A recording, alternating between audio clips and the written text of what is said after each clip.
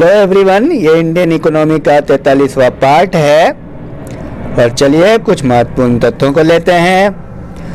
औद्योगिक उत्पादन सूचकांक में सर्वाधिक भार किस क्षेत्र का है? विनिर्माण या खनन?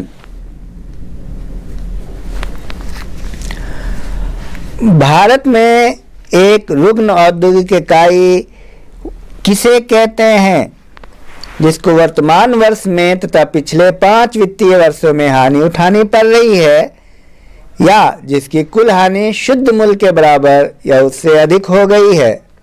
बहुत महत्वपूर्ण प्रश्न है। योजना में कोर सेक्टर का क्या तात्पर्य है? चयनित आधारभूत उद्योग या रक्षा उद्योग? औद्योगिक वित्त उपलब्ध कराने वाली संस्थाओं में सबसे पहले किसकी स्थापना की गई थी? IFCI या IDBI? सार्वजनिक क्षेत्र के कितने उपक्रम नवरत्नों की श्रेणी में हैं? 14 या 9? सार्वजनिक क्षेत्र के उद्योगों में अनिवेश का दौर कब से प्रारंभ हुआ? 1991-92 या 1990-91? भारत के कुल औद्योगिक निर्यातों में लघु उद्योगों का योगदान लगभग कितना है? 1/3 या 1/4?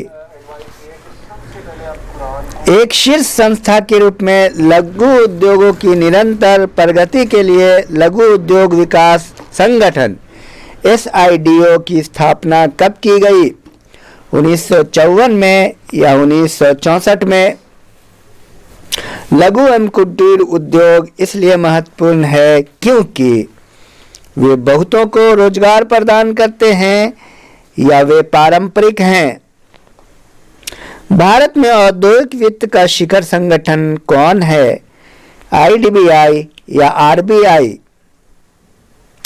कौन सी संस्था उद्योगों को दीर्घकालीन वित्त उपलब्ध कराती है? ऑप्शन पर ध्यान दीजिए। UTI, LIC, GIC या सभी? सार्वजनिक क्षेत्र से क्या अर्थ है? वाणिज्य एवं व्यापार पर सरकार का नियंत्रण या वाणिज्य एवं व्यापार पर निजी स्वामित्व? कौन सार्वजनिक क्षेत्र का उपक्रम नहीं है? ऑप्शन देखिए। NTPC, सेल, भेल या टिस्को? कौन सामान्यतः मूल उद्योगों की श्रेणी में नहीं आता है? लघु वाहन उद्योग या प्रतिरक्षा उद्योग?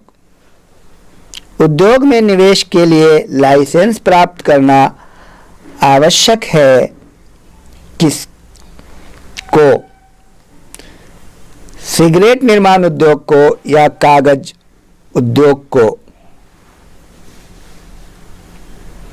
लघु उद्योग विकास संगठन SIDO द्वारा पंजीकृत लघु औद्योगिक इकाइयों की अखिल भारतीय गणना कितनी बार की जा चुकी है?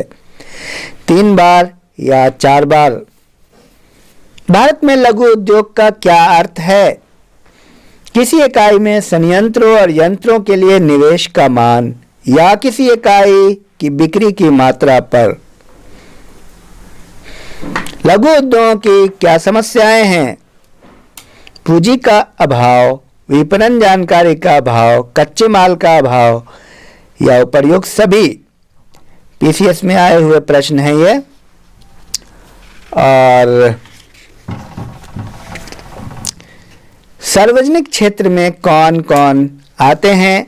भारतीय उर्वरक निगम, भारतीय खाद्य निगम, भारतीय कपास निगम, भारतीय जूट निगम या सभी?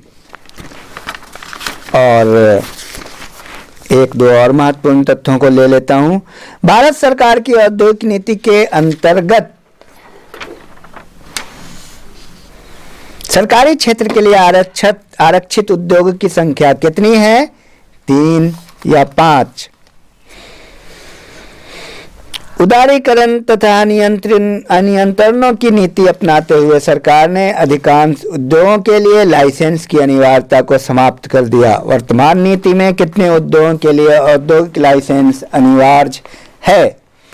5 या 8? औद्योगिक क्रांति सर्वप्रथम किस देश में हुई? इंग्लैंड या जर्मनी? Thank you.